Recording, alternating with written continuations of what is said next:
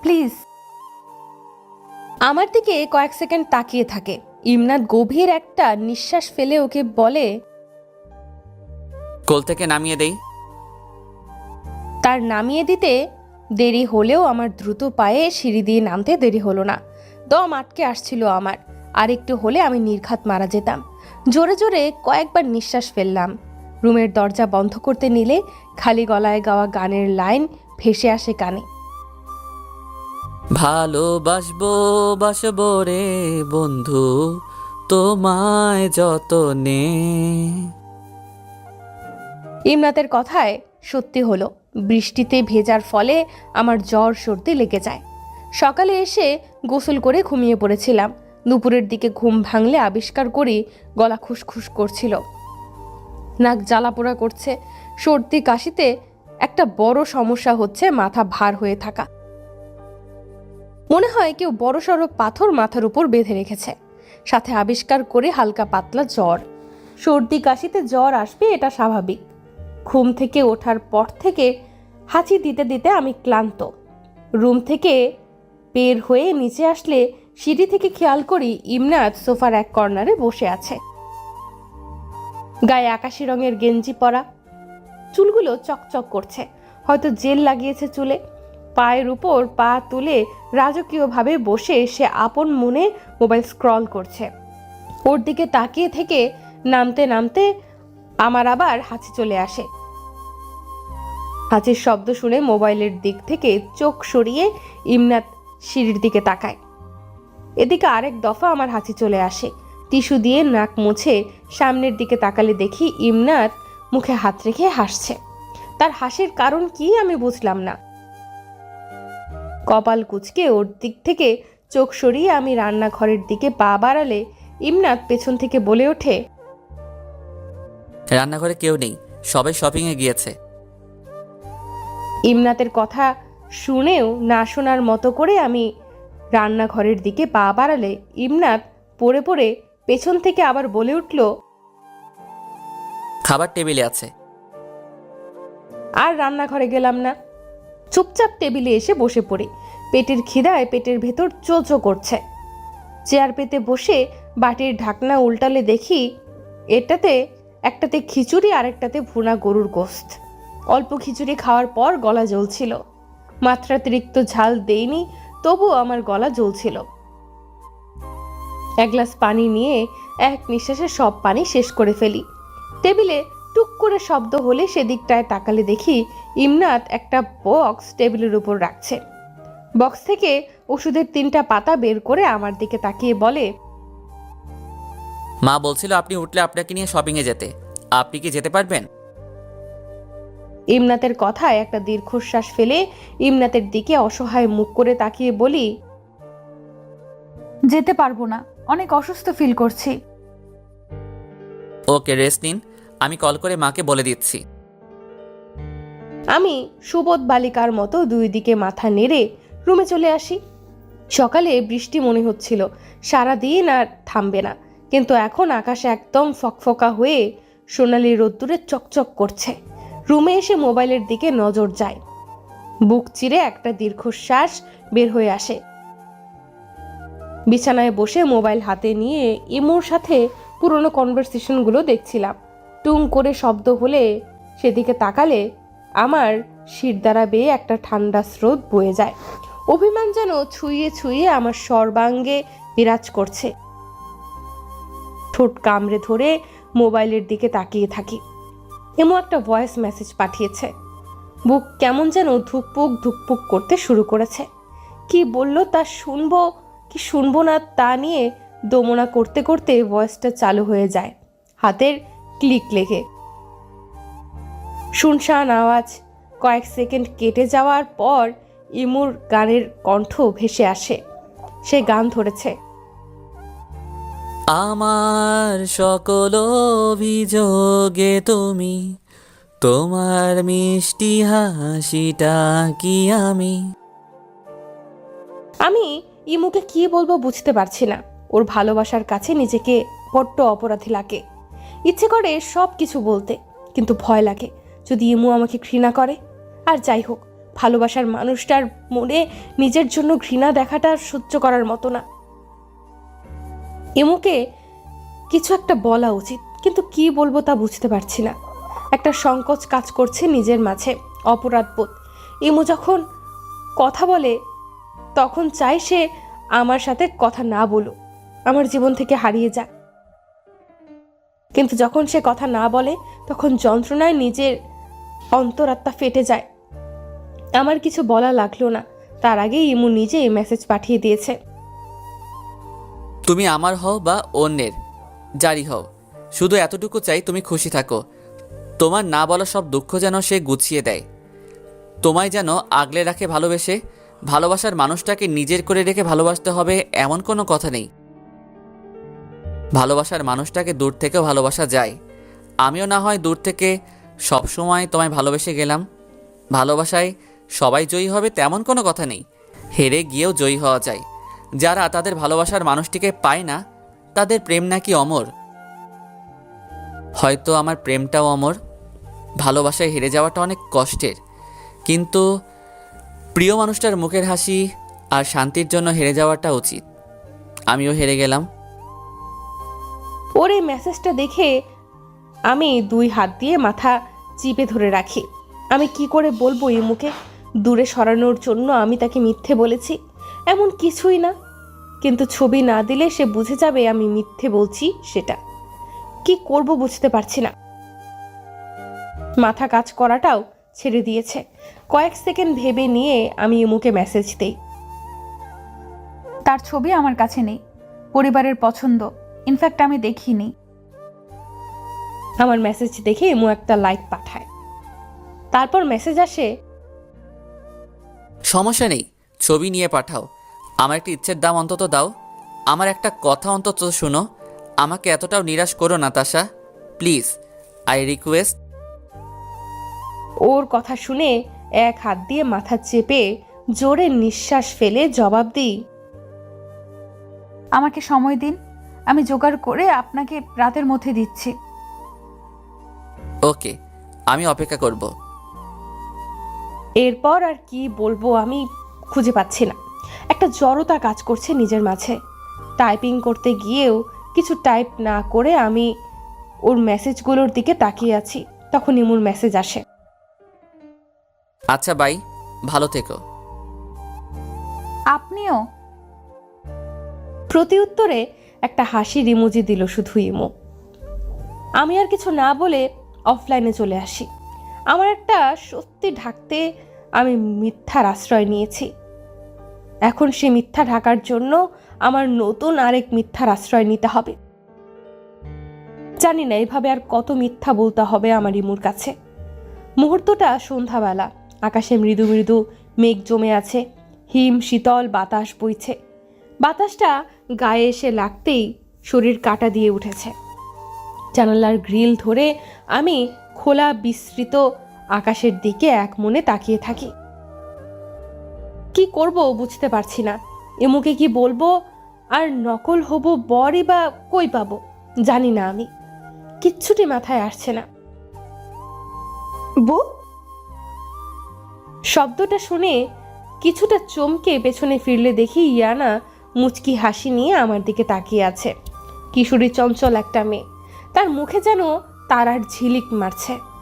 আমি ওকে দেখে শুকনো হাসি দিয়ে বাইরের দিক থেকে দৃষ্টি সরিয়ে ওর দিকে ঘুরে দাঁড়ালাম। আমার দিকে কিছুক্ষণ তাকিয়ে থেকে কোমরে এক হাত রেখে জেরাক করা গলায় বলে ওঠে, তুমি ভয় পাওনি? ইয়ানার কথায় মুখে হাসি টেনে মাথা নেড়ে না বলে জবাব দিলাম। আমার না শুনে মুখে এক হাত রেখে বিক্ক গলায় বলে, আই সি, বাট তোমার জায়গায় বরাপু হলে ভয় চিল্লানি দিয়ে অজ্ঞান হয়ে যেত এক্ষুনি। কথাটা বলে খিলখিলিয়ে হেসে ফেলে ইয়ানা। ওর হাসির সাথে তাল মিলিয়ে আমিও হাসলাম। ইয়ানার এবার আমার পাশে এসে জানালার সাথে হেলান দিয়ে বলে, তোমাকে হাসলে দারুণ দেখায়, অনেক প্রিটি লাগে। ওর কথায় নিঃশব্দে হাসলাম। হাসি থামিয়ে জরুরি গলায় ইয়ানাকে বলি, তুমি কি কিছু বলবে? আমার কথা শুনে নিজের মাথায় নিজে একটা গাঁট্টা মেরে বলে, দেখেছো কি ভুলো মন আমি। আম্মু তোমাকে ডাকার জন্য পাঠিয়েছে, আর আমি তোমাকে খুঁজতে এসে দেখি তুমি এখানে আনমনে দাঁড়িয়ে আছো। আচ্ছা, এত অন্যমনস্ক হয়ে কি ভাবছিলে শুনি? প্রথমে তোমার নাম ধরে ডেকেছি, যখন তুমি খেয়াল করনি তখন মাথায় দুষ্টুমি খেলে তোমাকে ভয় পাইয়ে দিব, কিন্তু তুমি ভয়ও পেলে না। আন্টি কেন খুঁজছে আমায়? তার আগে বলো, তুমি এত অন্যমনস্ক হয়ে কি ভাবছিলে?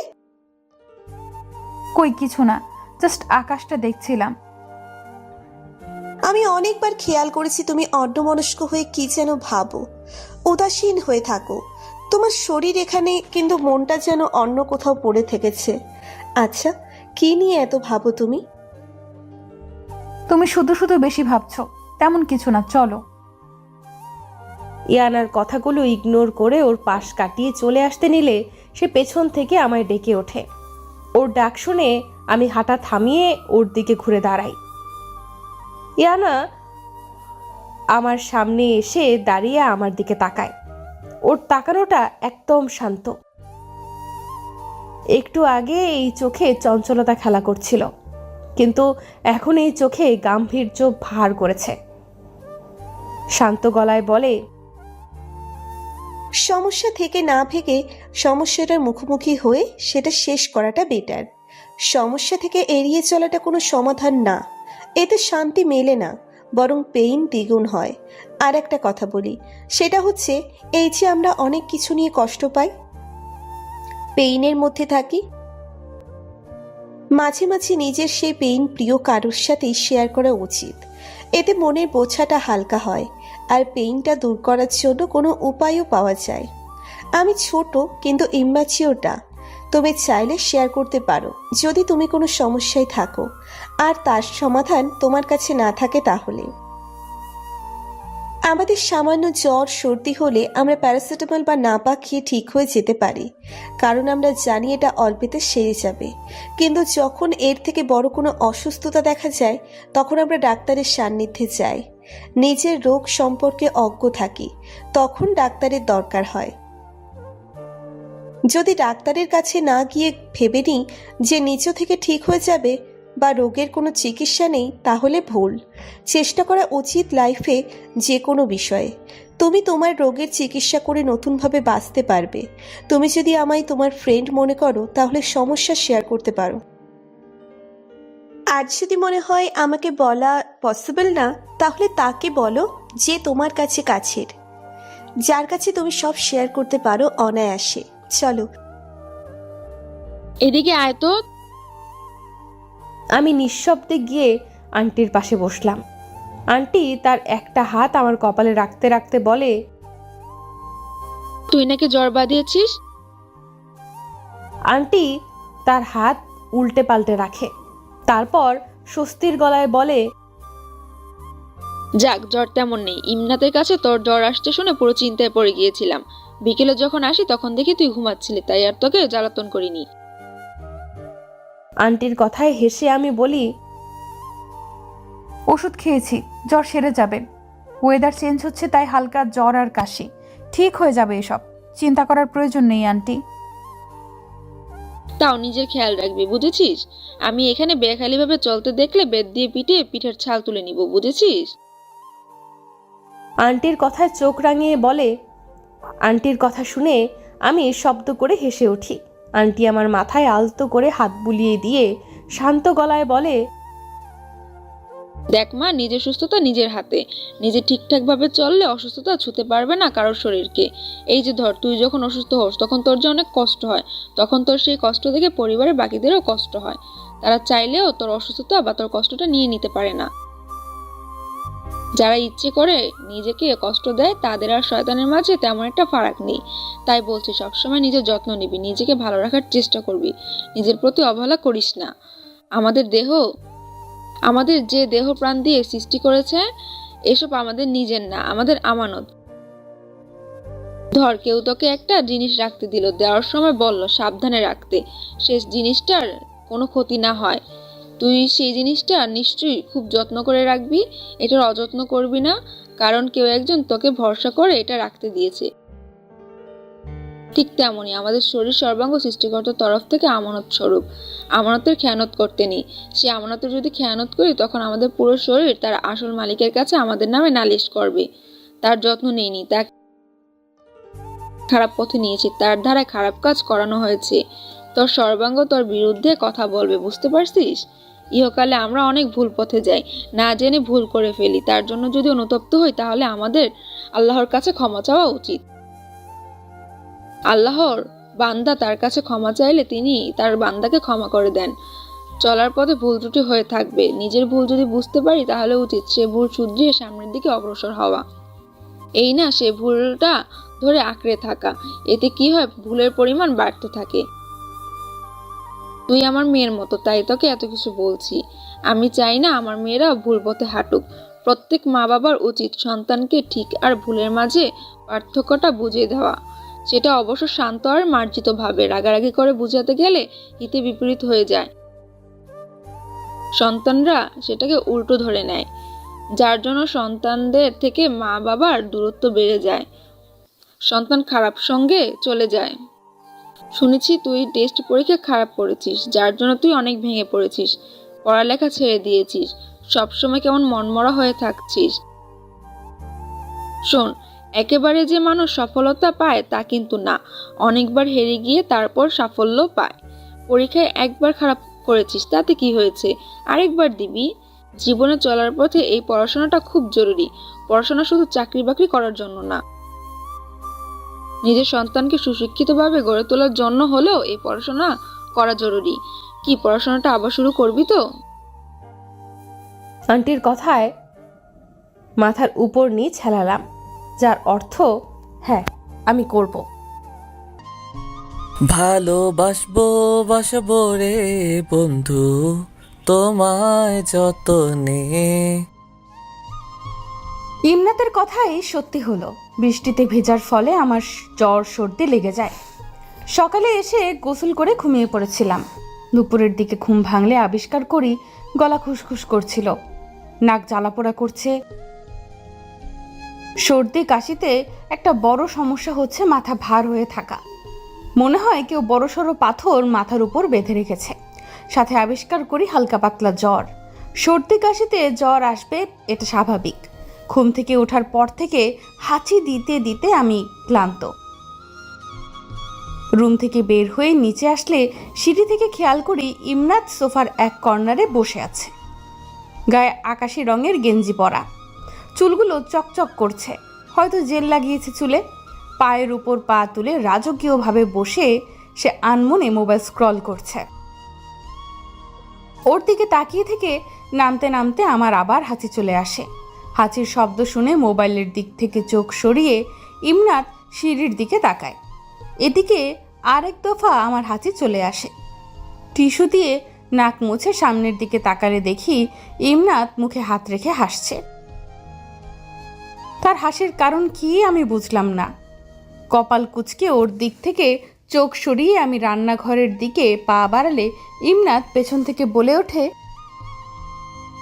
রান্নাঘরে কেউ নেই, সবাই শপিংয়ে গিয়েছে।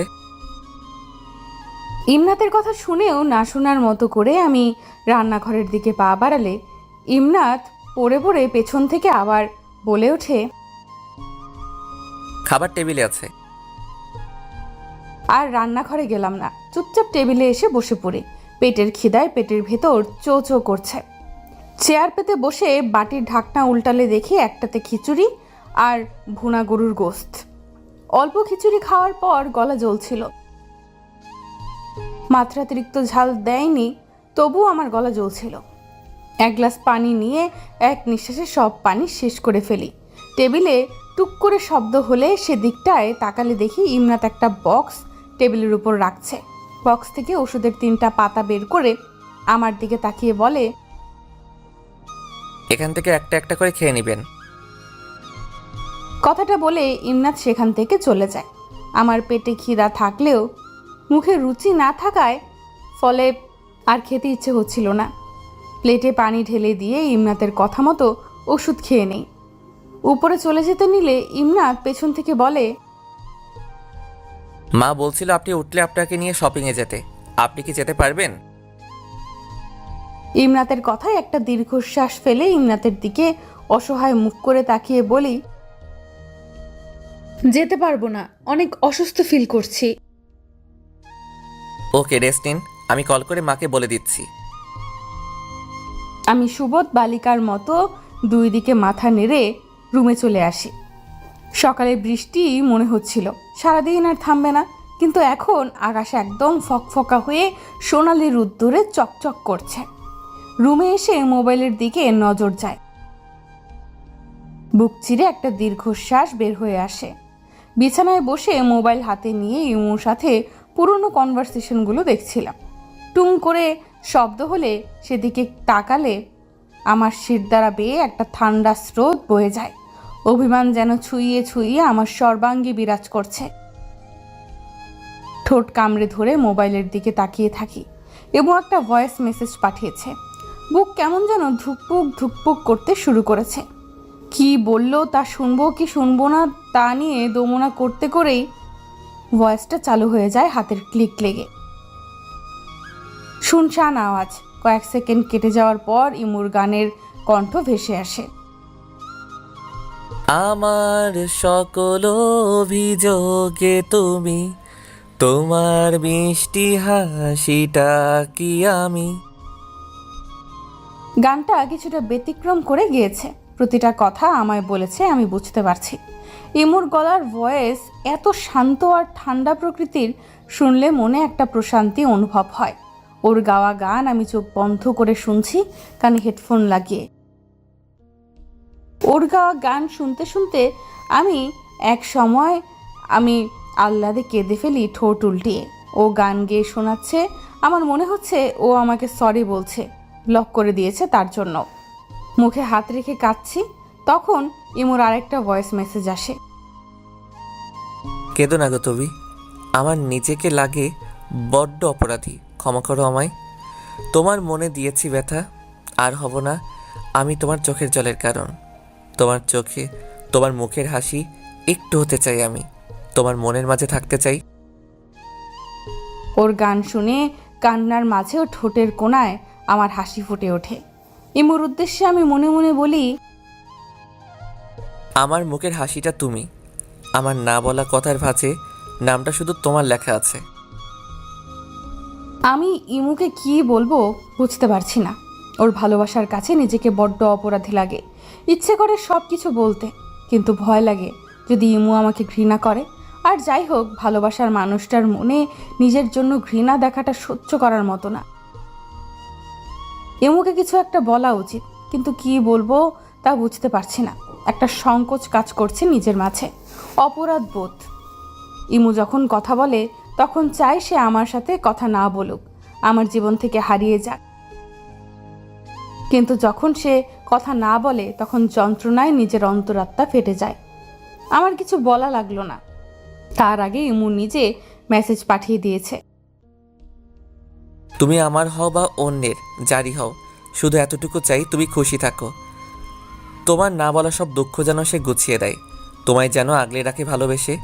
ভালোবাসার মানুষটাকে নিজের করে রেখে ভালোবাসতে হবে এমন কোনো কথা নেই। ভালোবাসার মানুষটাকে দূর থেকেও ভালোবাসা যায়। আমিও না হয় দূর থেকে সব সময় তোমায় ভালোবেসে গেলাম। ভালোবাসায় সবাই জয়ী হবে তেমন কোনো কথা নেই, হেরে গিয়েও জয়ী হওয়া যায়। যারা তাদের ভালোবাসার মানুষটাকে পায় না তাদের প্রেম নাকি অমর। হয়তো আমার প্রেমটাও অমর। ভালোবাসায় হেরে যাওয়াটা অনেক কষ্টের, কিন্তু প্রিয় মানুষটার মুখের হাসি আর শান্তির জন্য হেরে যাওয়াটা উচিত। আমিও হেরে গেলাম। ওর মেসেজগুলো আমার মনের ভেতর ক্ষত বিক্ষত করে দিচ্ছে। আমি কতটা কষ্ট দিয়ে যাচ্ছি বিনা দোষে একটা মানুষকে। আমি তার কাছে কত বড় অপরাধী হয়ে গেলাম। তোমার কাছে একটা আবদার, আমি সে মানুষটাকে এক পলক দেখতে চাই যার ঘরে আমার মনে রাজকন্যাটা যাবে। ওর এই মেসেজটা দেখে আমি দুহাত দিয়ে মাথা চিপে ধরে রাখি। আমি কি করে বলবো ইমুকে দূরে সরানোর জন্য আমি তাকে মিথ্যে বলেছি? এমন কিছুই না, কিন্তু ছবি না দিলে সে বুঝে যাবে আমি মিথ্যে বলছি। সেটা কি করব বুঝতে পারছি না। মাথা কাজ করাটাও ছেড়ে দিয়েছে। কয়েক সেকেন্ড ভেবে নিয়ে আমি ইমুকে মেসেজ দিই। তার ছবি আমার কাছে নেই, পরিবারের পছন্দ। ইনফ্যাক্ট আমি দেখিনি। আমার মেসেজ দেখি ইমু একটা লাইক পাঠায়, তারপর মেসেজ আসে। সমস্যা নেই, ছবি দিয়ে পাঠাও। আমার একটা ইচ্ছের তো দাম অন্তত দাও। আমার একটা কথা অন্তত শোনো, আমাকে এতটাও নিরাশ করো না তাশা, প্লিজ, আই রিকোয়েস্ট। ওর কথা শুনে এক হাত দিয়ে মাথা চেপে জোরে নিঃশ্বাস ফেলে জবাব দেই, আমাকে সময় দিন, আমি জোগাড় করে আপনাকে রাতের মধ্যে দিচ্ছি। ওকে, আমি অপেক্ষা করব। এরপর আর কি বলবো আমি খুঁজে পাচ্ছি না। একটা জড়তা কাজ করছে নিজের মাঝে। টাইপিং করতে গিয়েও কিছু টাইপ না করে আমি ওর মেসেজগুলোর দিকে তাকিয়ে আছি। তখন ইমোর মেসেজ আসে। আচ্ছা ভাই, ভালো থেকো। আপনিও? প্রতি উত্তরে একটা হাসির ইমোজি দিল শুধু ইমো। আমি আর কিছু না বলে অফলাইনে চলে আসি। আমার একটা সত্যি ঢাকতে আমি মিথ্যের আশ্রয় নিয়েছি। এখন সেই মিথ্যা ঢাকার জন্য আমার নতুন আরেক মিথ্যার আশ্রয় নিতে হবে।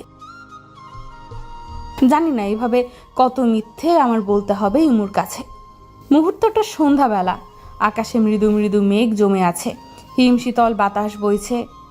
বাতাসটা গায়ে এসে লাগতেই শরীর কাঁটা দিয়ে উঠছে। জানালার গ্রিল ধরে আমি খোলা বিস্তৃত আকাশের দিকে এক মনে তাকিয়ে থাকি। কি করব বুঝতে পারছি না। ইমুকে কি বলবো, আর নকল হবু বরই বা কই পাবো জানি না। আমি কিচ্ছুটি মাথায় আসছে না। বউ, শব্দটা শুনে কিছুটা চমকে পেছনে ফিরলে দেখি ইয়ানা মুচকি হাসি দিয়ে আমার দিকে তাকিয়ে আছে। কিশোরী চঞ্চল একটা মেয়ে, তার মুখে যেন তারার ঝিলিক মারছে। আমি ওকে দেখে শুকনো হাসি দিয়ে বাইরের দিক থেকে দৃষ্টি সরিয়ে ওর দিকে ঘুরে দাঁড়ালাম। আমার দিকে কিছুক্ষণ তাকিয়ে থেকে কোমরে এক হাত রেখে জেরা করা গলায় বলে, তুমি ভয় পাওনি? ইয়ানার কথায় মুখে হাসি টেনে মাথা নেড়ে না বলে জবাব দিলাম। আমার না শুনে মুখে এক হাত রেখে বিজ্ঞ গলায় বলে, আই সি, বাট তোমার জায়গায় পরাপু হলে ভয় চিল্লানি দিয়ে অজ্ঞান হয়ে যেত এক্ষুনি। কথাটা বলে খিলখিল করে হেসে ফেলে ইয়ানা। ওর হাসির সাথে তাল মিলিয়ে আমিও হাসলাম। ইয়ানা এবার আমার পাশে এসে জানালার সাথে হেলান দিয়ে বলে, তোমাকে হাসলে দারুণ দেখায়, অনেক প্রিটি লাগে। ওর কথায় নিঃশব্দে হাসলাম। হাসি থামিয়ে জরুরি গলায় ইয়ানাকে বলি, তুমি কি কিছু বলবে? আমার কথা শুনে উফ বলে নিজের মাথায় নিজে একটা গাট্টা মেরে বলে, দেখেছো কি ভুলে মন আমার, দেখেছো কি ভুলো মন আমি। আম্মু তোমাকে ডাকার জন্য পাঠিয়েছে, আর আমি তোমাকে খুঁজতে এসে দেখি তুমি এখানে আনমনে দাঁড়িয়ে আছো। আচ্ছা, এত অন্যমনস্ক হয়ে কি ভাবছিলে শুনি? প্রথমে তোমার নাম ধরে ডেকেছি, যখন তুমি খেয়াল করনি তখন মাথায় দুষ্টুমি খেলে তোমাকে ভয় পাইয়ে দিব, কিন্তু তুমি ভয়ও পাওনি। শেষের কথাটা কিছুটা মুখ গুমরা করে বলে। ওর একসাথে এত কথা শুনে আমি আরেক দফা হেসে উঠি। আমার হাসি দেখে ইয়ানা বাচ্চাদের মতো মুখ ভার করে রাখে।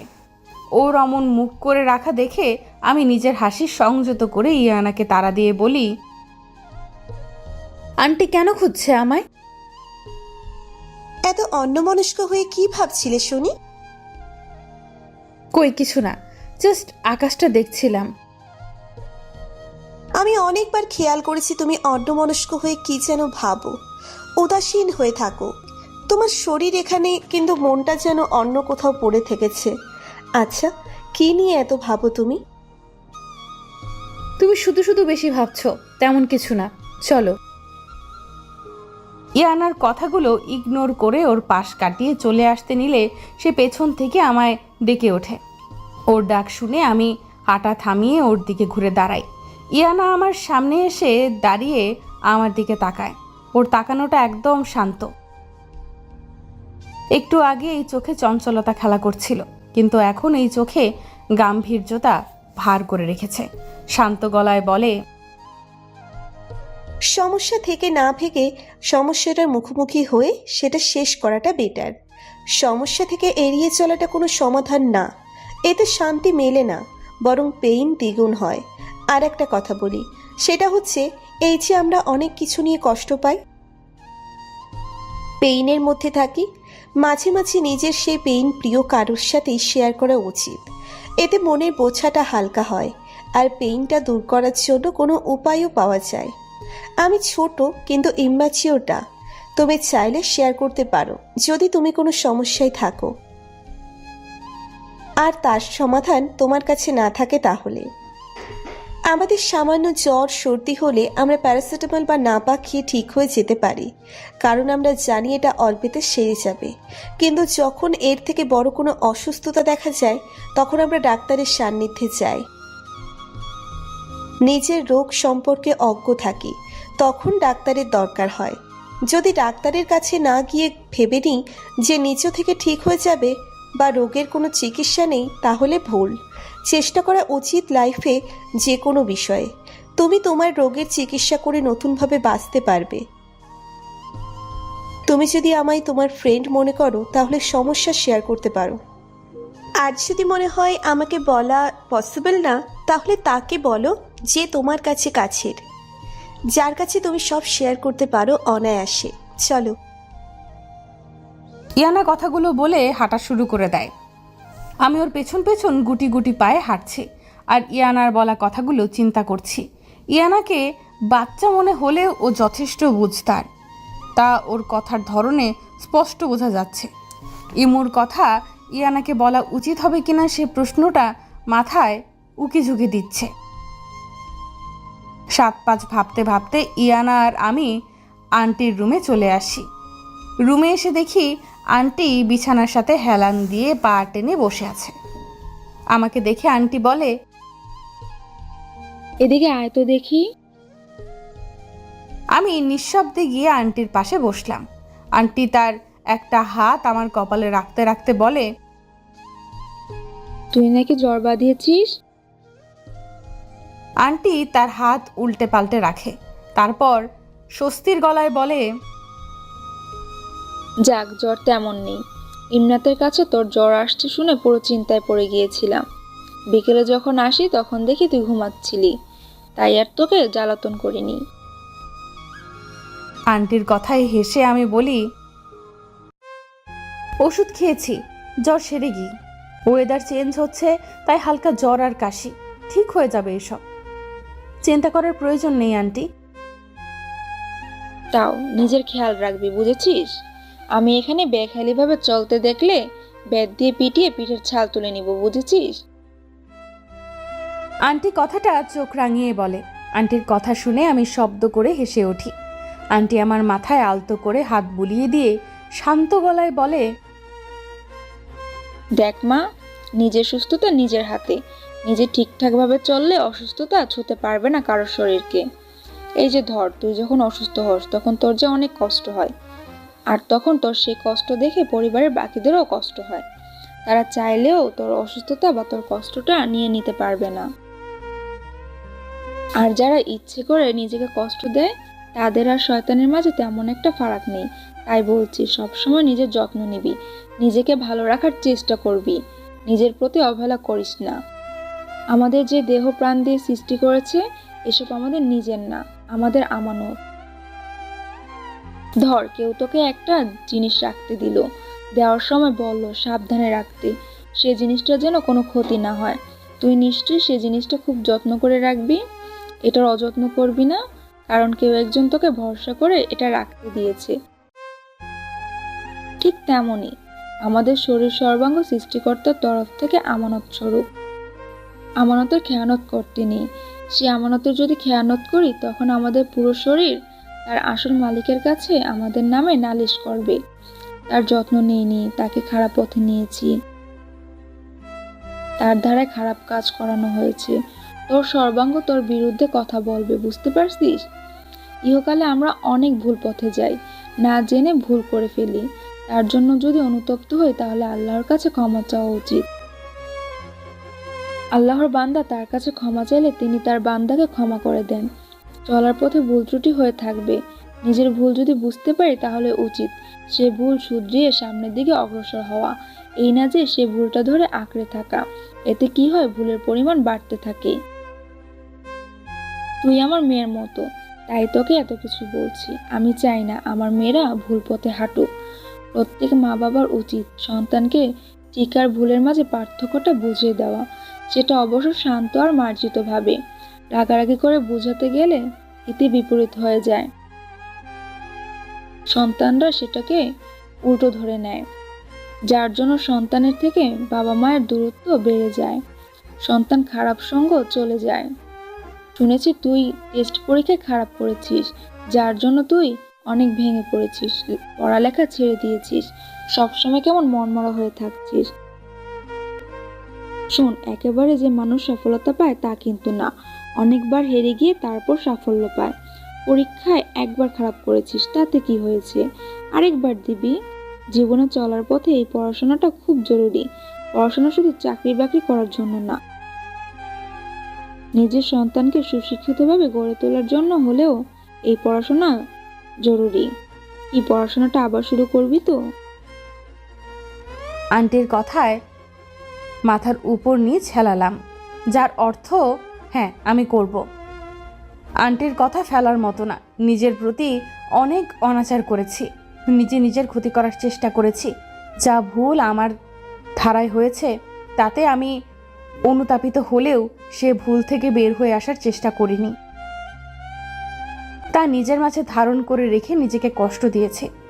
আমি যা করেছি এতদিন তা সত্যি অনুচিত।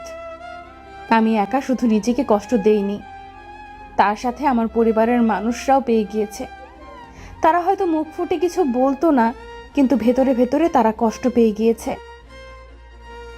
তাদের কাছে শুধু না, আমি আমার নিজের কাছে অপরাধী। যা যা করেছি তা হিসেব করে দেখলে আমি মস্ত বড় অপরাধী একজন। সব কিছু চিন্তা করতেই বুক ছিঁড়ে আপনা আপনি একটা দীর্ঘশ্বাস বেরিয়ে আসে। আমার হ্যাঁ শুনে আন্টি আলতো হেসে কপালে চুমু দিয়ে বলে, এই তো লক্ষ্মী মেয়েটা, যা বিশ্রাম কর গিয়ে। আর শোন, ভারী জামা কাপড় পরিস, শীত পড়তেছে যথেষ্ট, ঠান্ডা লেগে তখন আবার আরেক কাণ্ড ঘটবে। ইয়ানা, তাসার শপিংগুলো ওকে দিয়েছিস? আন্টির কথা ইয়ানা জিভ কাটে, তারপর চোখ ছোট ছোট করে উৎকণ্ঠা গলায় বলে, সরি একদম ভুলে গিয়েছি। সারাদিন খালি চটাং চটাং, একটা কাজও ঠিক করে করতে পারিস না। যা ওগুলো দে। এক্ষুনি দিচ্ছি, চলো তাসাপু। ইয়ানা কথাটা বলে আমার হাত ধরে টেনে আন্টির রুম থেকে বের হয়ে আসে। দ্রুত পায়ে আলিশার রুমে প্রবেশ করে। আমার হুড়মুড়িয়ে পড়ার মতো অবস্থা। নিজেকে স্বাভাবিক করে রুমে স্থির হয়ে দাঁড়ালে দেখি দুই জোড়া চোখ বিস্ময় নিয়ে তাকিয়ে আছে আমাদের দিকে। ইমনাথ সিঙ্গেল সোফায় বসা, হাতে মোবাইল ধরে হা করে তাকিয়ে আছে। আলিশার হাতে শাড়ি ধরে রেখে ড্যাব ড্যাব করে তাকিয়ে আছে। ইমনাথ চোখে মুখে রাগ ফুটিয়ে চোখের ইশারায় প্রশ্ন করে ইয়ানাকে, এভাবে আসার মানে কি? ইয়ানা তখন অপরাধীর মতো মাথা দুলিয়ে কিছু না বলে জবাব দেয়। আলিশা তার হাত থেকে শাড়িটা খাটে রেখে ঝনঝন গলায় বলে, ইয়া, তুই মেয়েটাকে এইভাবে গরু হ্যাঁচড়া করে নিয়ে আসতেছিস কেন? আর একটু হলে তো ওর নাক মুখ ফেটে যেত। শান্তভাবে চলতে পারিস না তুই? গরুর মতো কই আনছি, আমি তো তাসাপুকে সুন্দর করে নিয়ে আসছি। আসলে তোর স্বভাব হচ্ছে আমার সব কিছুতে ভুল ধরা। মানছি একটু তাড়াহুড়ো করে আসছি, তার মানে তুই এটা বলতে পারিস না আমি গরুর মতো আসছি। তুই গরু না, তুই একটা গাধা। গাধার মতো কাজ করিস। আমি গাধা, তুই কি ছাগল? ছাগলের মতো ম্যামা করিস? ইমরাতের সামনে ইয়ানার আর আলিশার কথাবার্তায় কথা শুনে আমার কেমন যেন একটা আনইজি ফিল হচ্ছিল। আর চোখে একবার ইমনাথকে দেখিয়ে তাকালে ইমনাথ আর আমি চোখাচোখি হয়ে যায়। আমি তাড়াতাড়ি চোখ নামিয়ে ফেলি। ইমনাথ সকালবেলা আমার সাথে যেমন বিহেভ করেছে তার জন্য তার প্রতি একটা রাগ কাজ করছে। আলিশা আর ইয়ানার ঝগড়া বেড়ে যাচ্ছে দেখে ইমনাথ ধমকে ওঠে। আলি, ইয়া। ইমনাথের ডাক শুনে দুজনে চুপ হয়ে যায়। তারপর ইমনাথ ঠান্ডা গলায় বলে, ইয়া কি হয়েছে বল। তাসাপুর জন্য যে শপিংগুলো করা হয়েছে সেগুলো আপুর কাছে। আমি সেগুলো আপুর থেকে নিয়ে তাসাপুকে দেওয়ার জন্য আপুকে নিয়ে আসছি। এভাবে আশা লাগে? হুলস্থুল করে আসতেছিস। তুই নিজে যদি হোঁচট খেয়ে পড়ে নাক মুখ ফাটাতি তখন কেমন হতো? আলির বিয়ে থেকে হাতে মুখে ব্যান্ডেজ করে ঘুরতি? এত নেগেটিভ চিন্তা কেন করতেছো? পড়ছি আমি, পড়ি নাই তাই না? তো ওসব অশুভ চিন্তে বাদ দাও, এখন তাসাপুর শপিং ব্যাগটা দাও। এখন দিতে হবে কেন? আসছে, সে আগে বসুক। তাসা বসো তো। ইয়ানাকে বাগড়া দিয়ে আলিশা বলে ওঠে। আলিশার কথা শুনে ইয়ানা ঝগড়া দিয়ে বলে, এক্ষুনি দেওয়া লাগবে, আম্মু বলছে। ইয়ানার কথায় আলিশা ঝাড়ি দিয়ে বলে, তুই চুপ কর তো, সবসময় খালি বেশি কথা বলে। আম্মু এখন হাঁকতে বলে তুই হাঁকবি নাকি? আলিশার কথা শুনে ইমনাথ গম্ভীর গলায় বলে ওঠে। আলি, আর এদিকে আমার বিষম খাওয়ার মতো অবস্থা। দুইজন যদি আর বাজে কথা বলিস বা ঝগড়া করিস, কাল ঢাকায় নিয়ে যাব না একটাকেও, মনে রাখিস। ইমনাথ কথাটা বলে চলে যায়। আর এক মুহূর্তও দাঁড়ালো না। ইমনাথ আর আমার সম্পর্ক সহজ না, তাই আলিশা আর ইয়ানার কথাগুলো দুজনের উপর এফেক্ট করেছে। ইমনাথ চলে যেতেই আমি লজ্জায় চোখ বন্ধ করে ঠোঁট কামড়ে ধরি। ইয়ানা আমার এক হাত শক্ত করে ধরে রেখেছিল, তা না হলে এখান থেকে দৌড়ে পালাতাম। ইয়ানা ঝগড়া করছে তো করছে, আমার হাতটাও ধরে রেখেছে। ইমনাথ চলে গেলে ইয়ানা আমার হাত ছেড়ে দিয়ে খুশিতে আত্মহারা হয়ে আলিশার সামনে গিয়ে দাঁড়ায়, মুখ দুই হাত দিয়ে চেপে ধরে। কয়েক সেকেন্ড পর আলিশা আর ইয়ানা দুজনে চিৎকার দিয়ে বলে ওঠে, ফাইনালি আমরা যাচ্ছি ঢাকায়। ঢাকা নামটা শোনার সাথে সাথে আমার পুরো শরীরটা যেন শিলের মতো ভার হয়ে ওঠে। আলিশার ইয়ানার দিক থেকে চোখ সরিয়ে কয়েক সেকেন্ড দম আটকে চোখ বন্ধ করে রাখি। স্নায়ুকোষগুলোর অস্থিরতাকে স্বাভাবিক করে চোখ খুলে আলিশার ইয়ানার অগোচরে একটা দীর্ঘশ্বাস ফেললাম। রুম থেকে বের হয়ে আসতে নিলে আলিশা আমার হাত ধরে টেনে ওর পাশে বসিয়ে বলে, তুমি কোথায় যাচ্ছ? বসো আর দেখো তোমার জামা কেমন হলো। আনিশা একটা শপিং ব্যাগ আমার সামনে এনে খোলে। আলিশার হাতে একটা শাড়ি। শাড়িটা আমার দিকে ধরে বলে, এটা তোমার জন্য, আম্মু পছন্দ করেছে। শাড়ি দেখে আমার বিস্ময়ের শেষ নেই। আমি শাড়ি দিয়ে কি করব সেটাই আমার মাথায় আসছে না।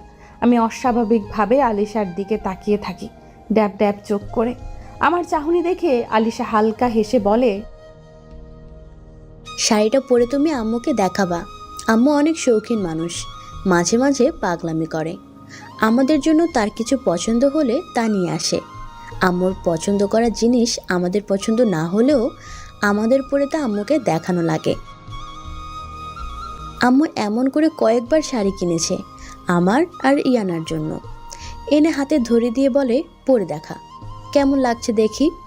এবার আমাদের সাথে সাথে তোমার কপালে জুটেছে আম্মু, তোমার পরা লাগবে, না হলে আমাদের কপাল পুড়বে। তিনজনকে পরা লাগবে, তা না হলে আম্মু কি করবে তুমি ভাবতে পারবে না। ইয়ানা আমার পাশে ধাম করে বসে আমার ঘাড়ে তার থুতনিটা রেখে দুই হাত দিয়ে আবদ্ধ করে নেয়। তারপর বলে, শুধু শাড়ি নয়, তার সাথে মিলিয়ে জুয়েলারিও কিনে আনেছে আম্মু। শাড়ির সাথে যা যা লাগে সব। তোমার সব এই শপিং ব্যাগে আছে।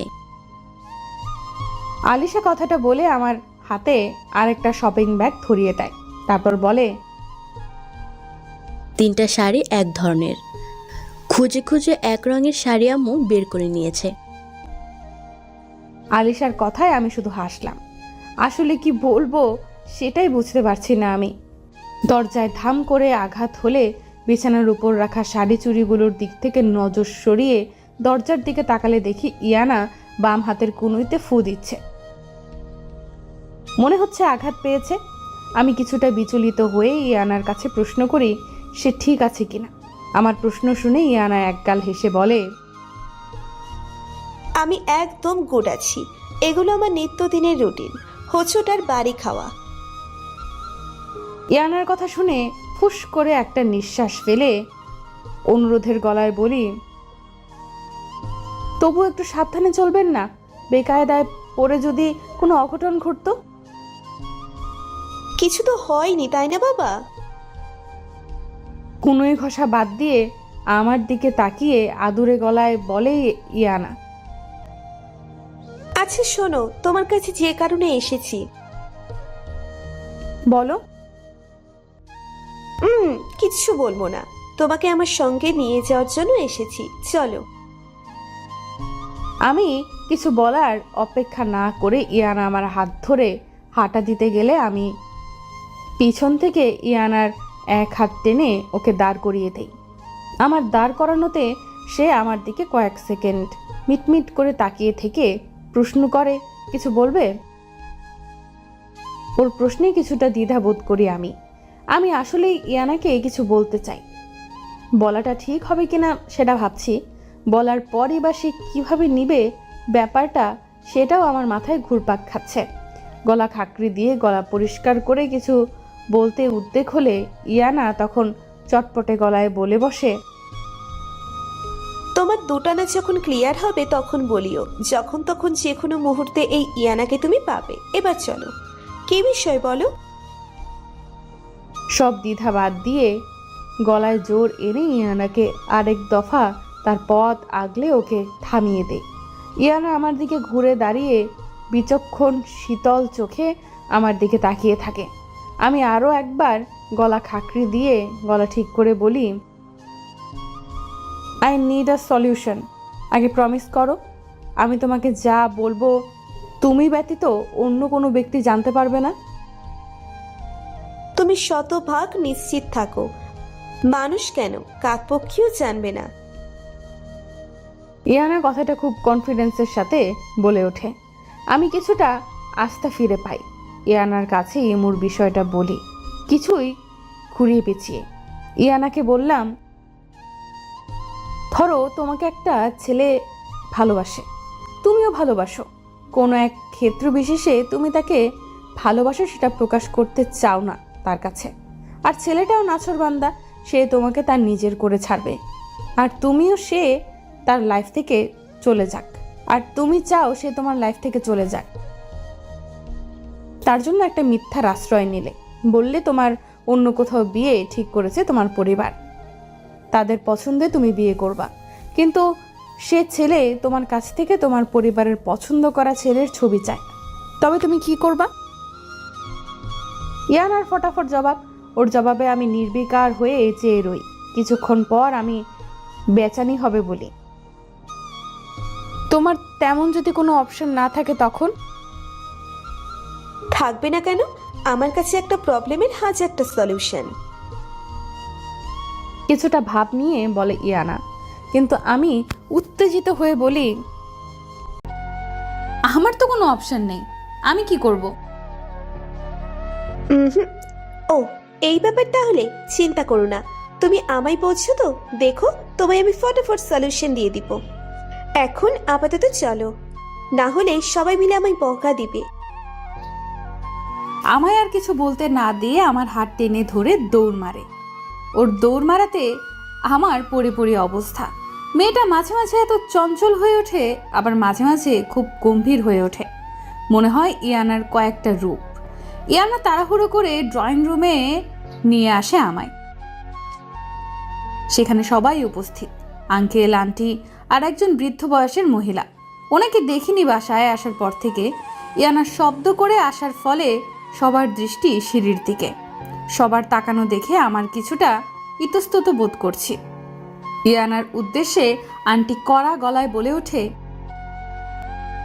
ইয়ানা, কতবার বলেছিলাম সিঁড়ি দিয়ে দৌড়ে না নামতে। তুই নিজে দৌড়ে নামতেছিস ভালো কথা, সাথে তুই তাশাকে কেন তোর মতো করে নামাচ্ছিস?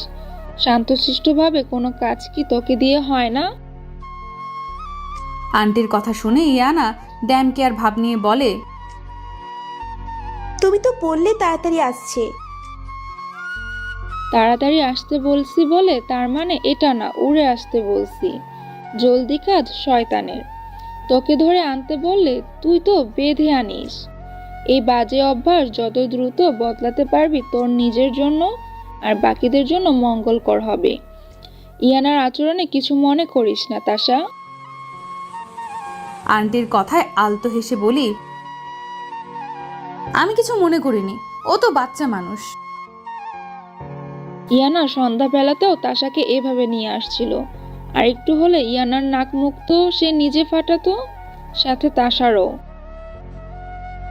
আলিশা নালিশ দেওয়া গলায় আন্টিকে বলে, আর এদিকে ইয়ানা কটমট করে আলিশার দিকে তাকিয়ে থাকে, যেন চোখ দিয়ে সে আলিশাকে ভস্ম করে দেবে। আলিশা ইয়ানার চাহনির তোয়াক্কা না করে উল্টো মুখ ভেঙচি মেরে প্রশান্তির হাসি হাসে, যেন ইয়ানাকে বকা খাওয়াতে পেরে আলিশা প্রচুর আনন্দ পাচ্ছে। ইমনাত আলিশার আর ইয়ানার দিকে তাকিয়ে গম্ভীর গলায় বলে,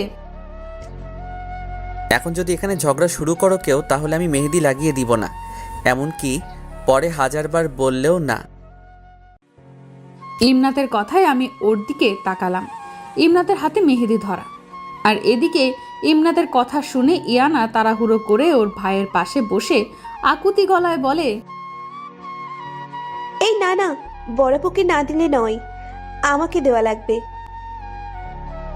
আমি তখনও ওদের থেকে কিছুটা দূরে দাঁড়িয়েছিলাম। আমাকে দাঁড়িয়ে থাকতে দেখে আঙ্কেল তখন বলে, কিরে বুড়ি, ওখানে দাঁড়িয়ে আছিস কেন? এদিকে আয়।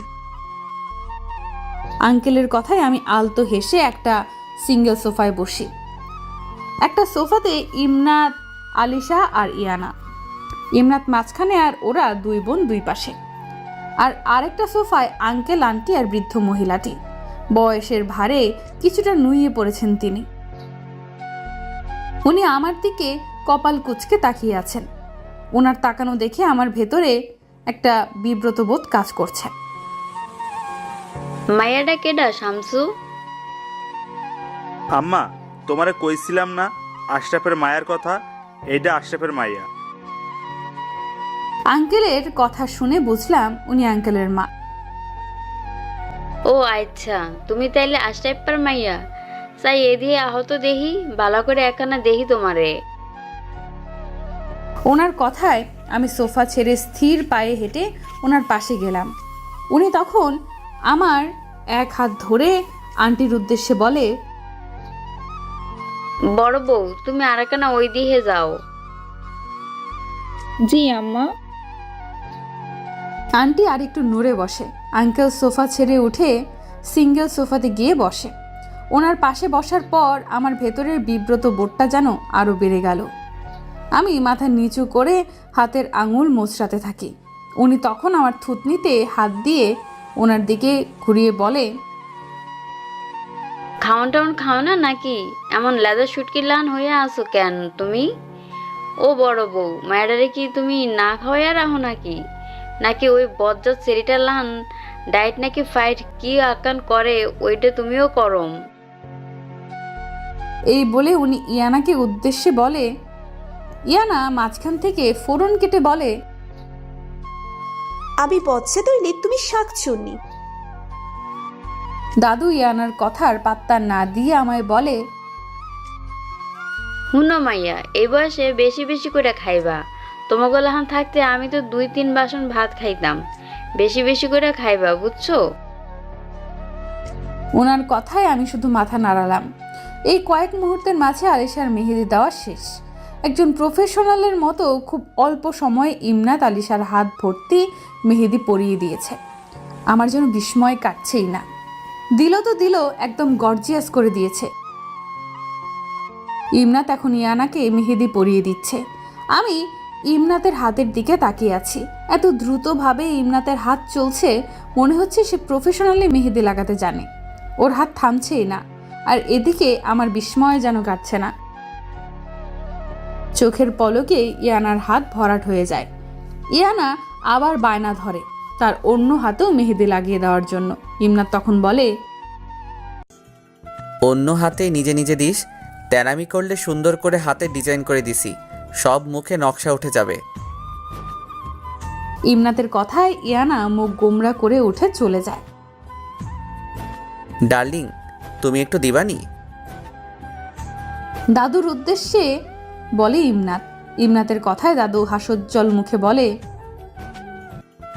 না রে ভাই, সে হালকে আর আছে আমার, এক পা কবরে চলে গেছে। আমার নাতিনরাই দেখো। কি যে বলো না তুমি, তোমার পাশে তোমার নাতিনগুলো দাঁড়ালে তাদের থেকে বেশি তোমাকে জোয়ান লাগবে। আম্মু, তুমি এদিকে আসো তো, দাদুকে একটু মেহেদি পরিয়ে দেই। আন্টি উঠে গেলে ইমনাত দাদুর পাশে বসে। তারপর দাদুর বাম হাতটা ধরে তালুতে মেহেদি দেওয়া শুরু করে। ইমনাত মেহেদি দিতে দিতে বলে, সবার কাছে বুড়ি হয়ে গেলেও তুমি আমার কাছে 18 বছরের কিশোরী ডার্লিং। ইমনাতের কথায় দাদু হেসে ওঠে, প্রাণোজ্জ্বল সে হাসি। তোর দাদুকে দেওয়া শেষ হলে তাসার হাতেও মেহেদি পরিয়ে দিস। আন্টির কথায় আমি বিচলিত হয়ে বলি, না না আন্টি, আমায় দেওয়া লাগবে না। আমার কথায় আন্টি কপট রাগী গলায় ধমক দিয়ে বলে, চুপ কর মেয়ে, সব কিছুতে না না শুধু। ভাইয়া কিন্তু প্রফেশনালদের থেকেও ভালো মেহেদি পরাতে জানে। ছোটবেলা থেকে ভাইয়া আমাদের মেহেদি পরিয়ে দিয়েছে, কখনো নিরাশ হয়নি মেহেদি দিয়ে। একদম পারফেক্টলি মেহেদি দিতে জানতো। এটা ভাইয়ার হবি বলতে পারো। ভাইয়ার আরও অনেক হবি আছে, গিটার বাজানো, গান গাওয়া, সুইমিং, এইগুলাও ভাইয়ার হবি। আলিশা খুশি মনে কথাগুলো বলে। গিটার আর গান গাওয়ার কথা শুনে আমি ইমনাতের দিকে তাকাই। আমার বুকে আবারও সে সন্দেহ উদয় হয়। ইমুর সাথে ইমনাতকে মিলাতে থাকি, সব কিছু আমার চোখের সামনে, তবুও যেন আমি কিছু একটা মিস দিয়ে যাচ্ছি। আমি এক দৃষ্টিতে ইমনাতের দিকে তাকিয়ে থাকি। ইমনাত হয়তো বুঝতে পেরেছে আমি ওর দিকে তাকিয়ে আছি, সেও আমার দিকে তাকায়। সে আমার দিকে তাকালে ইমনাতের দিক থেকে চোখের দৃষ্টি সরিয়ে ফেলি। এলোমেলো দৃষ্টিতে আমি এদিক ওদিক তাকাতে থাকি। বড় বউ, আমারে ধরে একটু ঘরে দিয়ে আসো, ঘুম আহে, ঘুমামু। জি চলুন আম্মা। আন্টি দাদুকে নিয়ে চলে যাওয়ার পর আঙ্কেলের ফোনে কল আসে। কল রিসিভ করে ড্রয়িং রুম থেকে চলে যায়, আর আলিশা ইয়ানা কোথায় তা দেখতে চলে যায়। এখন পুরো ড্রয়িং রুমে আমি আর ইমনাত। ইমনাত আমার থেকে এক হাত দূরে অবস্থান করছে। এদিকে আমার অস্থিরতা বেড়ে গিয়েছে। আমার উঠে চলে যাওয়া উচিত নাকি বসে থাকা উচিত, এইটুকু সিদ্ধান্ত নিতে আমি পারছি না। দৃষ্টি নত করে আমি মেঝের দিকে তাকিয়ে থাকি। কোন হাতে মেহেদি দিবেন? ইমনাতের কথায় আমি অস্থির গলায় বলি, আপনার কষ্ট করা লাগবে না, আমার ভালো লাগে না মেহেদি, আমি দিব না। আপনার ইচ্ছে না থাকলেও দিতে হবে। মা আমাকে বলে গিয়েছে আপনার হাত মেহেদিতে ভরিয়ে দিতে। আমি যদি সেটা না করি মা আমাকে ধমক দিবে, সাথে কষ্ট পাবে। আপনি তার কথা শুনেননি, তার জন্য। ইমনাতের দিকে ডান হাত এগিয়ে দেই। ইমনাত তার উরুর উপর একটা কুশন রেখে তার উপরে আমার হাত রাখে। বাম হাত দিয়ে সে আমার হাত ধরে রাখে। ওর হাত ধরাতে আমার শরীরে অস্থিরতা শুরু হয়, হাত কাঁপতে থাকে। ইমনাত মেহেদি লাগাতে গিয়েও ওর হাত থামিয়ে দিয়ে স্থির চোখে আমার দিকে তাকিয়ে থাকে। তারপর শান্ত গলায় বলে, আপনি সবসময় এমন অস্থিরতায় ভোগেন কেন? কোনো সমস্যা? সমস্যা থাকলে বলতে পারেন। ইমনাতের কথাই আমি অস্পষ্ট গলায় বলি, কোনো সমস্যা না। আপনার হাত কাঁপছে, এভাবে হাত কাঁপলে মেহেদি সুন্দর হবে না। বি নর্মাল, ওকে? ইমনাতের কথায় আমি চুপ করে থাকি। আমার দিকে এক পলক তাকিয়ে ইমনাত মেহেদি দেওয়াতে মনোযোগ দেয়। আমি আর চোখে ইমনাতের দিকে তাকিয়ে থাকি আর মনে মনে ভাবছি, একটা মানুষের সাথে এত কোইন্সিডেন্স কিভাবে হতে পারে। এই বিষয়টা আমার ক্লিয়ার করা লাগবে। নিজেকে স্বাভাবিক করার চেষ্টা করে আমি ইমনাতকে কিছু বলতে যাব, তার আগেই ইমনাত বলে, সরি। ও সরি বলার আগা মাথা আমি বুঝলাম না। আমি প্রশ্ন করি, কেন? সকালে আপনার সাথে রুড বিহেভ করার জন্য আমার অমন রুড বিহেভ করা উচিত হয়নি। ইটস ওকে, আমারও উচিত হয়নি ওভাবে বসে থাকাটা। দুজনের মাঝে পিন নীরবতা নেমে আসে। সেই নীরবতা ভেঙে আমি ইমনাতকে প্রশ্ন করি, আমার কেন যেন মনে হয় আপনি আমার থেকে কিছু লুকিয়ে যাচ্ছেন। ইমনাত আমার দিকে না তাকিয়ে বলে, এমন মনে হওয়ার কারণ? কোনো কারণ নেই, কিন্তু মনে হয় আপনি আমার সামনে নিজেকে যেভাবে উপস্থাপন করেন আপনি তেমন না। হয়তোবা, আবার না। আমার এমন হেয়ালি পছন্দ না। আমি রাগ রাগ গলা শুনে আমার দিকে মুখ তুলে চেয়ে নিঃশব্দে হাসলো। তারপর বলে, যদি আমি বলি আপনি যেমনভাবে নিজেকে উপস্থাপন করেন তেমনটা আপনি নন, তাহলে আপনি নিজেকে আড়াল করতে পছন্দ করেন, ঠিক তেমন আমিও নিজেকে আড়াল করতে ভালোবাসি। আপনি অনেক হেয়ালি করেন। আপনি অনেক কষ্ট লুকাতে জানেন। ইমনাতের কথায় আমি থম মেরে কয়েক সেকেন্ড ওর দিকে তাকিয়ে গম্ভীর গলায় বলি, তেমন কিছুই না। তাহলে আমার উত্তরটাও আপনার মতো, আমিও কোনো হেয়ালি করি না। আপনার সাথে কথা বলা মুশকিল। তা বটে।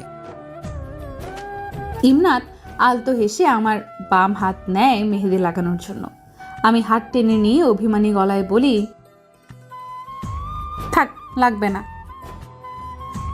আমার কথায় ইমনাত হাসি প্রশস্ত করে আমার বাম হাত নিজ অধিকারে টেনে কুশনের উপর রেখে বলে, আপনি অভিমানও করতে জানেন? আমি তো ভাবতাম আপনি শুধু কষ্ট পেতে জানেন, কথা আড়াল করতে জানেন আর রেগে থাকতে জানেন। এখন দেখছি অভিমানও করতে জানেন। আমি ইমনাতের উপর কেন অভিমান করছি সেটা ভেবে আমি চমকে উঠি। আমি নিজেকে স্থির করে কথা ঘুরিয়ে বলি, এখানে অভিমানের কথা কোত্থেকে আসলো? অ্যাকচুয়ালি আমার হাত ব্যথা করছে, তাই। আপনারও করছে হয়তো, অনেকক্ষণ ধরে মেহেদি দিয়ে যাচ্ছে।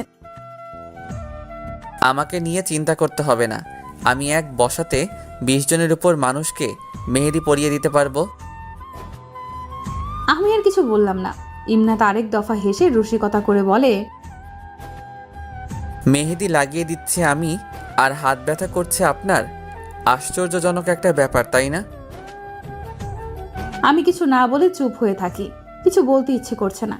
কয়েক সেকেন্ড কেটে যাওয়ার পর ইমনাত গোয়েন্দা গলায় বলে, তাশা, আপনার হাতে এত লম্বা কাটা দাগ, এটা কিসের? হিমনাতের কথায় আমি বাম হাতে একবার পরখ করলাম। সেদিকে তাকিয়ে একটা দীর্ঘশ্বাস ফেলে বললাম, কেটে গিয়েছিল। কখন? 2-1 বছর আগে। ও, দেখে মনে হচ্ছে না কেটে গিয়েছে, মনে হচ্ছে স্বইচ্ছায় কাটা হয়েছিল, সুইসাইড অ্যাটেম্প। ইমরাতের কথা শুনে আমার বুক ধক করে ওঠে। এই কাটা দাগ আসলে নিজ ইচ্ছায় কাটা। যন্ত্রণা সহ্য করতে না পেরে হাত কেটেছিলাম, যদি একটু যন্ত্রণা কমে, কিন্তু না, এই হাত কাটার যন্ত্রণা থেকে সেই যন্ত্রণা যেন দ্বিগুণ। পরে আবার ক্ষতস্থানে নিজে ব্যান্ডেজ করেছিলাম। হাতের দিক থেকে চোখ সরিয়ে ইমনাতের থেকে হাত সরিয়ে নিয়ে আমি উঠে দাঁড়াই। চলে যেতে নিলে ইমনাত আমায় ডাক দেয়, তাশা, কাল সকালে রেডি থাকবেন, একটা জায়গায় যাব। আমি কোথাও যেতে পারবো না। আমি আপনাকে নিয়ে যাব, ওয়াদা করেছি। আমি যেতে পারবো না। আপনার প্রশ্নের উত্তর পেতেও না, যার জন্য আপনি সবসময় উৎসুক হয়ে থাকেন। আমি পথ চলা থামিয়ে ইমনাতের মুখপানে তাকিয়ে থাকি। ইমনাত শান্ত চাহনিতে আমার দিকে তাকিয়ে আছে। আমার দৃষ্টি স্থির নেই। আমি অস্থিরতা নিয়ে ওর দিকে তাকিয়ে থাকি। ইমনাত আর কিছু না বলে চলে যায়। আমি নির্বাকভাবে ওর যাওয়ার পানে তাকিয়ে থাকি। চিন্তামগ্ন হয়ে রুমে প্রবেশ করতেই দরজায় আমি দাঁড়িয়ে পড়ি। ইয়ানা আমার রুমে মন খারাপ করে বসে আছে। মনে হচ্ছে অনেক অভিমান জমিয়েছে মনে। ওকে এমন মনমরা হয়ে বসে থাকতে দেখে আমার নিজের কেমন যেন লাগছে। ওর জন্য খারাপ লাগা কাজ করছে। চিন্তা এসে ভর করেছে মনে। এমন হাসি খুশি মেয়েটা হঠাৎ এমন মনমরা হয়ে রয়েছে কেন? আমি কৌতূহল নিয়ে ওর পাশে গিয়ে ওর কাঁধে আলতো করে হাত রাখলাম। চিন্তিত গলায় প্রশ্ন করলাম, ইয়ানা, কি হয়েছে তোমার?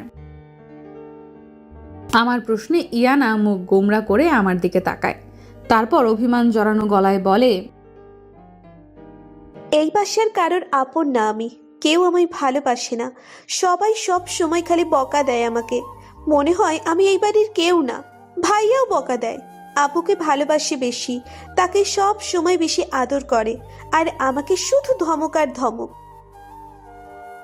কথাগুলো বলে ইয়ানা আবার আগের ন্যায় বসে পড়ে।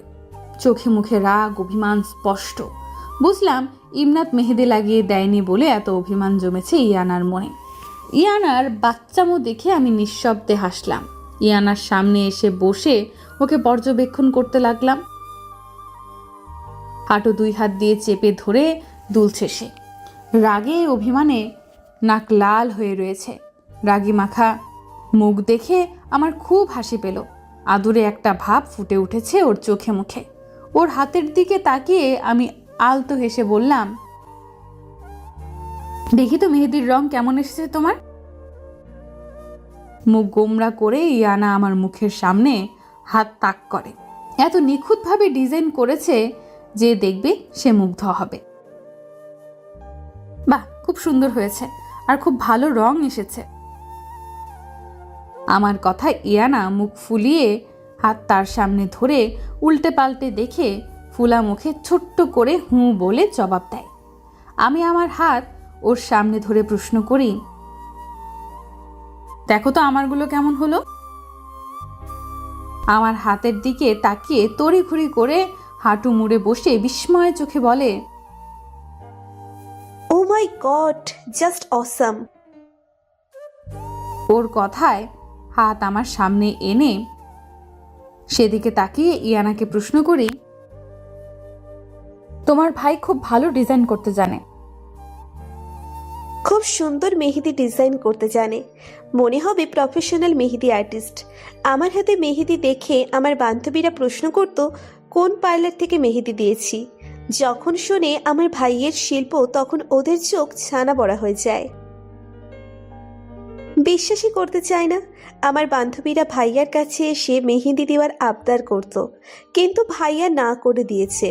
ভাইয়া বলছে মেহেদি দেওয়া সেটা সে নিজের জন্য শিখছে। যখন জানলো ছেলেদের মেহেদি দেওয়া ভালো না, তখন থেকে আমাদের হাতে মেহেদি পরিয়ে দেয়। আমার বান্ধবীর কথা ভাইয়াকে বললে ভাইয়া বলে এটা আমার বোন, আমার মা অবধি সীমাবদ্ধ থাকবে, আর পরবর্তীতে আমার বউ। ইনফ্যাক্ট ভাইয়াকে আমাদের কাজিনরা বললেও ভাইয়া তাদের ইগনোর করত। ভাইয়া যখন দেশে ছিল না, তখন অনেক মিস করছি তাকে। তার মেহেদি পরিয়ে দেওয়া মাঝে মাঝে আমাদের ইচ্ছে করতো না, কিন্তু ভাইয়া তার মাথায় কোনো নতুন ডিজাইন আসলে সেটা আমাদের উপর ট্রাই করে। ইয়ানা ইমনাতের গুণগানে একদম ডুবে গিয়েছে। আগে একটু ইমনাতের উপর রাগ করে বসেছিল। ইয়ানার বাচ্চামো দেখে আমি হাসলাম। ইয়ানা একটু নড়ে বসে আবার বলতে থাকে, তুমি ফার্স্ট টাইম যাকে আম্মু একবার বলাতে মেহেদি পরিয়ে দিয়েছে, বাকিদের জন্য হাজার বললেও ভাইয়ার না কখনো হাতে রূপান্তরিত হবে না। You know, I think you are something special for my bro. ইয়ানার কথা শুনে আমার মাথা যেন বাজ পড়ল। আমি বিস্ফোরিত চোখে কয়েক সেকেন্ড ওর দিকে তাকিয়ে অন্যদিকে মুখ ঘুরিয়ে নেই। এই মেয়ে কি বলে তার কোনো ঠিক নেই। ইয়ানা নিজের মাথায় গাঁটটা মেরে আফসোস করে বলে, উফ, আমি তো ভুলে গিয়েছিলাম তুমি আমার কাছে একটা সলিউশন চেয়েছিলে। I have a masterpiece solution. বলো। তোমার হবু বরকে তাসি জানে না তুমি যে কারোরই ছবি তাকে দিয়ে দিতে পারো, কিন্তু সমস্যা হচ্ছে তোমার কাছে যে কারোর ছবি নেই। তুমি বরং তাকে ভাইয়ার ছবি দিয়ে দাও। ইমনাতের কথা শুনে আমি ভয়ে আটকে উঠি। বিচলিত কণ্ঠে বলি, কি বলো ইয়ানা? ওনার ছবি কি করে দেই আমি? যদি তোমার ভাইয়া জানতে পারে, কি ভাববেন উনি? ভাইয়াকে কে বলতে যাবে, তুমি নাকি আমি? আমাদের দুইজনের মাঝ থেকে কেউ না বলতে গেলে ভাইয়া জানবে কি করে? শোনো, এত ভেবো না। ভাইয়ার অনেক গুড লুকিং পিক আমার কাছে আছে। ভাইয়াকে দেখে মানতে বাধ্য সে তোমার হবু বর। সন্দেহ করবে না তোমাকে। কিন্তু তুমি কি চাও, তার থেকে ছুটকারা পেতে? তাহলে আমি যেটা বলি সেটা শোনো, ওকে? আমি আর কিচ্ছু বললাম না। আর কোনো অপশন নেই আমার কাছে। ইয়ানা ইমনাদের কয়েকটা ছবি আমায় সেন্ড করে, আর আমি তা ইমুকে সেন্ড করি দম আটকে। তারপর তাড়াতাড়ি করে ডাটা অফ করে দিই। ওর কিছু শোনার মতো সাহস আমার মধ্যে অবশিষ্ট নেই আর। ইমনাতের ছবিগুলো দেখে হয়তো ইমু কষ্ট পাবে। ওর মনে হয়তো ক্ষীণ আলো ছিল, আমি ওকে মিথ্যে বলছি। কিন্তু ইমরাতের ছবি দেখে তার সব আশা আলো নিভে যাবে। ছবি সেন্ড করে চিন্তামগ্ন হয়ে বসে থাকলে ইয়ানার ঝাঁকিতে আমি চিন্তা জগৎ থেকে বেরিয়ে আসি। যদিও বা পার্সোনাল, তবুও কিউরিসিটি থেকে প্রশ্নটা না করে থাকতে পারছি না। কি বলো? যাকে ভালোবাসো তাকে এভাবে অ্যাভয়েড কিসের জন্য? কিসের প্রতিবন্ধকতা? সব প্রশ্নের উত্তর হয় না ইয়ানা। প্রশ্ন যেমন হাজার, আর সেই হাজার প্রশ্নের উত্তরও আছে। বলতে না চাইলে সেটা অন্য ব্যাপার। কিছু ব্যাপার ব্যক্তিগত, বলা যায় না, আবার সহ্যও করা যায় না। কথাটা বলে আলতো হাসলাম। ইয়ানা আমার কথায় একটা দীর্ঘশ্বাস ফেলে বলে, বুঝেছি। চলো, ডিনার করবে, রাত অনেক হয়েছে। তুমি যাও, আমার খিদে নেই। এটা বললে তো হবে না। দাদু কি বলছে শোনো নাই? বেশি বেশি কইরা খাইতে কইছে তোমারে মাইয়া। চলো এখন, জলদি কইরা। কথাগুলো বলে ইয়ানা আমায় ঠেলতে ঠেলতে রুম থেকে বের করে নিয়ে আসে। ডাইনিং টেবিলে এসে দেখি আলিশা আর ইমনাত। বাকিরা কেউ নেই। ইমনাত প্লেটে খাবার নিচ্ছে। আলিশা তার মেহেদি রাঙানো হাত খুব সাবধানে রেখে খাবার মুখে দিচ্ছে। আর এদিকে আমার 2 হাত মেহেদিতে ভরপুর। আমি ডাইনিং টেবিল পেরিয়ে বেসিনের সামনে গেলে আলিশা হাঁক ছেড়ে বলে, আরে কি করছো? হাত ধুচ্ছি। হাত ধুয়ে ফেললে মেহেদির রং ভালো আসবে না। তুমি এসে বসো, আমাদের মধ্যে কেউ একজন খাইয়ে দিবে তোমাকে। আলিশার কথায় আমি জড়তা নিয়ে বলি,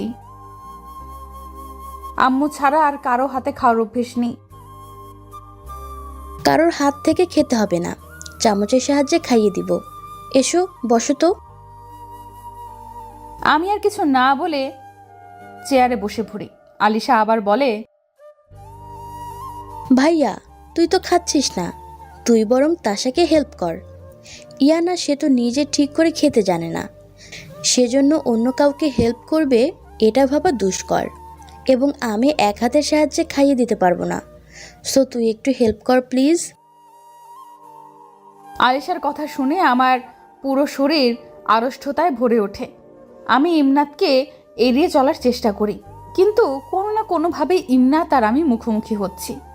ইমনাতের দিকে আর চোখে তাকালে ওর চোখাচোখি হয়ে যায়। ও বিস্ময় নিয়ে আমার দিকে তাকিয়ে আছে। তারপর প্লেটে খাবার নিতে নিতে আলিশাকে লক্ষ্য করে বলে, ওকে, হেল্প যেহেতু আমি করব। কথাটা বলে ইমনাত আমার পাশের চেয়ারে এসে বসে। আমারও কাউকে হাতে খাইয়ে দেওয়ার অভ্যাস নেই। ইনফ্যাক্ট আমি নিজেই হাতে খেতে পারি না, চামচ ছাড়া। কথাগুলো ইমনাত বিনয়ী গলায় বলে আলতো হাসলো।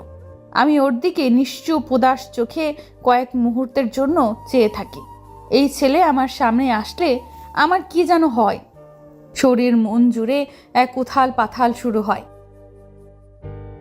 মন বলে এই ছেলে আমার খুব কাছে, কিন্তু মস্তিষ্ক ধুমকে বলে এটা কোনোভাবে সম্ভব না, তাকে জুড়ে যা সব কাকতালীয়, অন্য কিছু না। আমি পলকবিহীন চোখে ওকে দেখতে থাকি। সাদা শার্ট তার পরনে, প্রথম দুটো বোতাম খোলা, কাঁধে কালো বড় তিলটা স্পষ্ট দেখা যাচ্ছে। আমার চোখ সেখানে আটকে থাকে, চোখের পলক যেন হাঁটছেই না। ইমনাত আমার নজর অনুসরণ করে তার কাঁধের দিকে তাকায়। কাঁধ থেকে নজর সরিয়ে সে আরেকবার আমার দিকে তাকায়, সাথে আমিও ওর দিকে তাকাই। আমার সে চাহনিতে আছে হাজার প্রশ্ন, যার উত্তর কিনা আমার কাছে নেই। আমার দৃষ্টি উপেক্ষা করে ইমনাত প্লেটের দিকে নজর দেয়। মাখানো ভাতের চামচ আমার সামনে ধরে আলতো গলায় বলে, হা করো।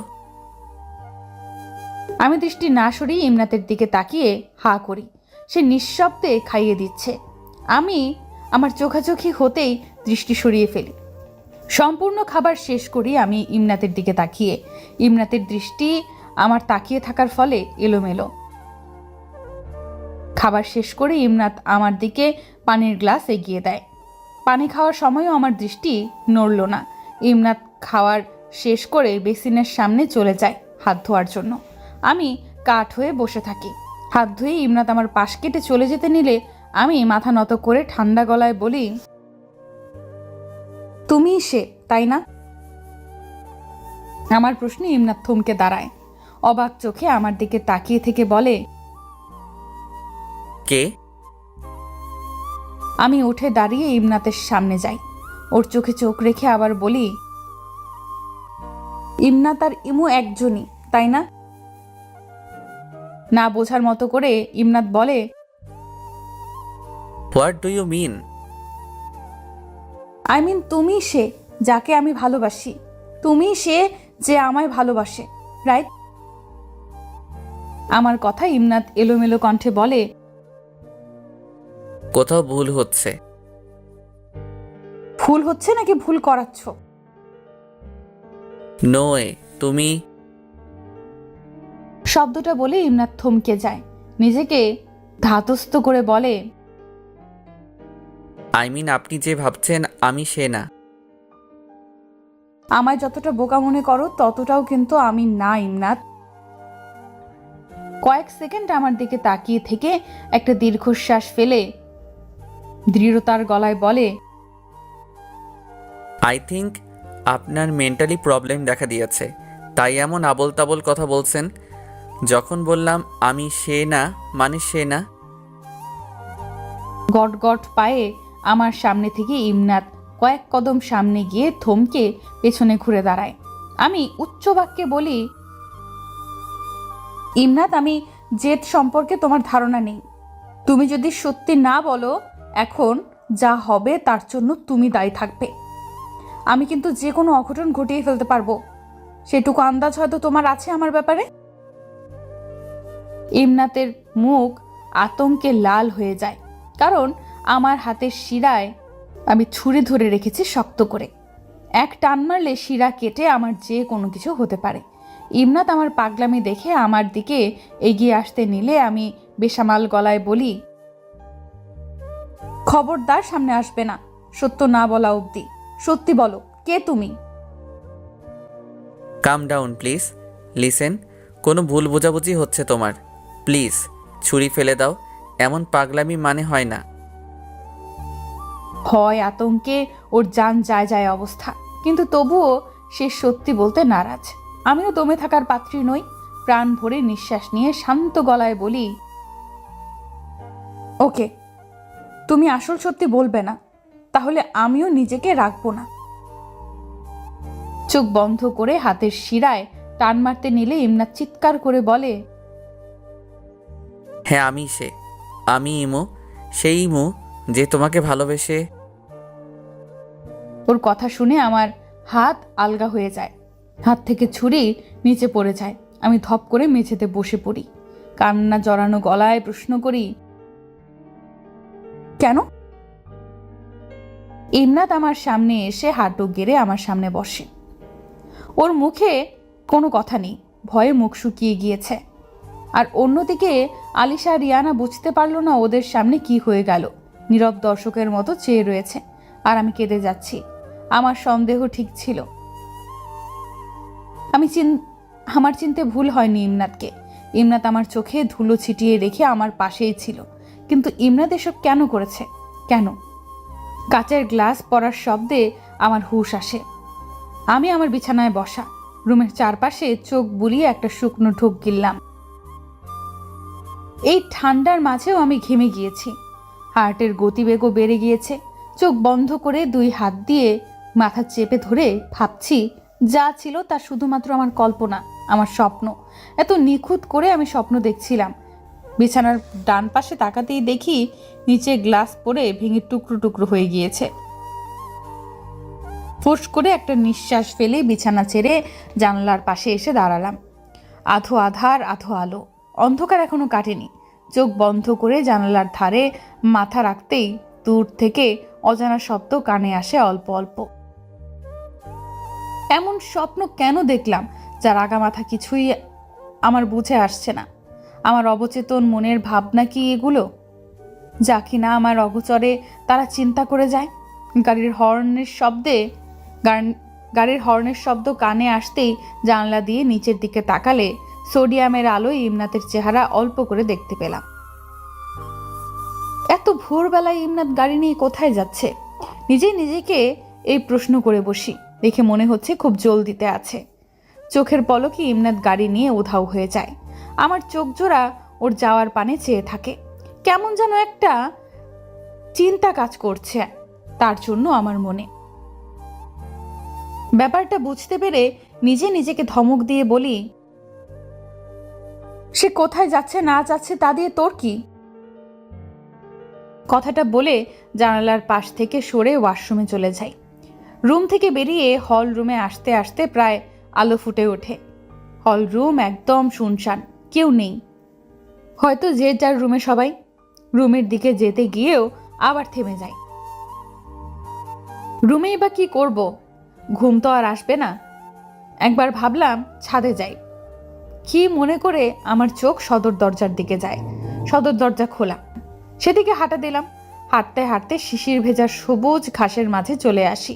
শিশিরের কণা পায়ে লাগতেই শরীর কেঁপে ওঠে। আনন্দের দোলায় বয়ে যায় সর্বাঙ্গ জুড়ে। চোখ বন্ধ করে প্রাণ ভরে নিঃশ্বাস নিলাম। মনে হচ্ছে কতদিন এমন প্রাণ ভরে নিঃশ্বাস আমি নেইনি। বহু জন্ম পর এমন সতেজ নিঃশ্বাস আমি নিজের মাঝে আমি ধারণ করেছি। 2 হাত মেলে ধরে এই সকালের ঠান্ডা মিষ্টি বাতাসকে নিজের কাছে আসতেই আমার ভেতর সত্তাটা যেন আহ্বান জানাচ্ছে। আমার সত্তার আহ্বান যেন তারা গ্রহণ করে আমাকে তাদের সাথে মিশিয়ে নিয়ে আমায় এক নতুন রূপ দান করছে। আমার মুখের কোণায় এক বিশুদ্ধ হাসি ফুটে ওঠে।